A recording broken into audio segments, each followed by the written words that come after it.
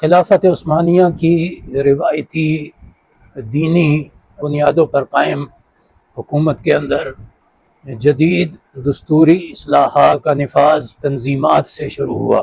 انہوں نے کہا جی کہ تمام کے تمام جو رعایا کے لوگ ہوں گے اور ان سب کا تحفظ جو ہے وہ ریاست کی ذمہ داری ہوگی، اور اس میں ان کے دین یا ان کی نسل یا اس کا کوئی فرق روا نہیں رکھا جائے گا۔ آگے چل کے اس نے بنیادی انسانی حقوق کا نام جو ہے اسی بات نے اختیار کر لیا، ایک جیسے ٹیکسز کر کے ان کو نافذ کر دیا گیا۔ اسی طریقے سے عدالتی نظام جو ہے ان میں ایسی اصلاحات نافذ کی گئیں جن کا رنگ روایتی اسلامی نہیں تھا، بلکہ جن کا رنگ جو ہے وہ یورپ کی طرف سے آ رہا تھا۔ اسی طریقے سے رشوت کے خلاف قوانین کچھ نہ کچھ نافذ کیے گئے۔ اس سلسلے کا ایک دوسرا فرمان جو جاری ہوا اسے خط ہمایون یا خط ہمایونی کہا جاتا ہے۔